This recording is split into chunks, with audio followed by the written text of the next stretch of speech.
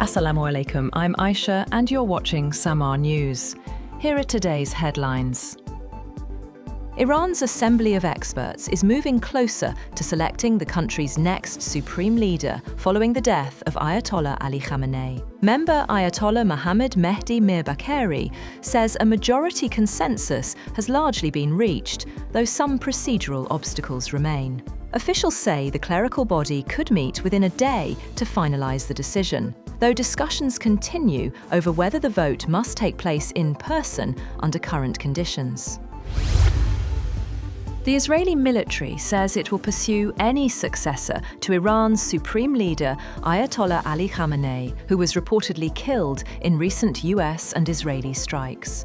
In a message posted in Farsi on social media, Israel warned it would also target anyone involved in appointing a new supreme leader. The warning comes as Iran's clerical body prepares to meet to select the country's next leader.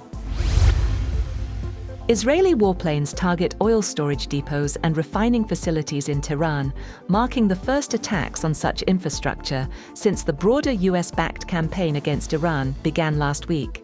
Explosions were reported across the Iranian capital, escalating regional tensions. Iran condemned the strikes, including damage to a freshwater desalination plant on Keshem Island, warning that attacks on critical infrastructure could trigger retaliatory measures. The Islamic Revolutionary Guard Corps reported a missile strike on Israel's Haifa refinery in response. Sirens sounded across Tel Aviv and central Israel on Sunday after the military detected missiles launched from Iran. The Israel Defense Forces said the incoming missiles triggered nationwide alerts, though no injuries were reported. The warning comes as Israeli strikes continue around Tehran, hitting fuel depots and expanding the conflict.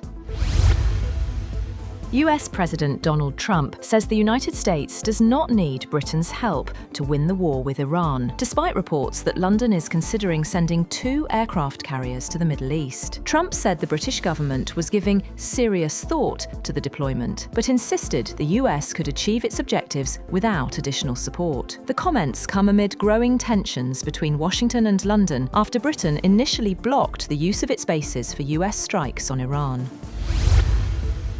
Separately, President Trump says he will not sign any new legislation until Congress passed a controversial voter bill. The Republican-controlled United States House of Representatives has approved the Save America Act, which would require proof of U.S. citizenship to vote in federal elections. Democrats argue the bill could disenfranchise some voters and create unnecessary barriers at the polls.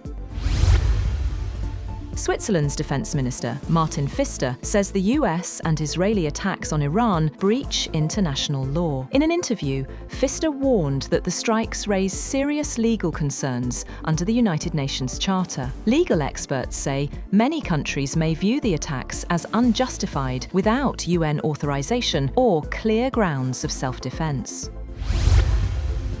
Pope Leo has called for an immediate end to the bombing in the Middle East and urged renewed dialogue as violence escalates in Iran and across the region. Speaking during the Angelus prayer in St. Peter's Square, the pontiff said deeply troubling news continues to emerge from the region. He warned that the conflict risks spreading further, fueling fear and hatred, and potentially dragging other countries, including Lebanon, into the crisis.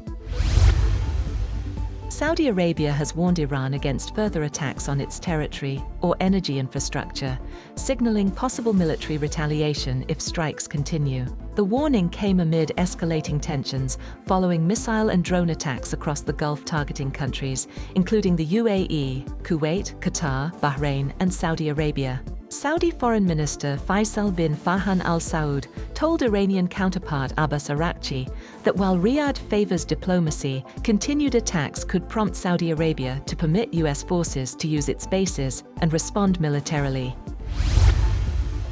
Chinese Foreign Minister Wang Yi slams ongoing US-Israel military strikes on Iran, saying the offensive should never have happened and urging an immediate return to negotiations. Speaking in Beijing, Wang emphasized that military force cannot resolve the crisis, warning against unilateral aggression and stressing dialogue as the path to prevent further escalation. He also noted that attempts to change Iran's government through external force lack legitimacy and popular support. That's all for now. For more updates, visit www.samaa.tv. Thank you for watching SAMAA News.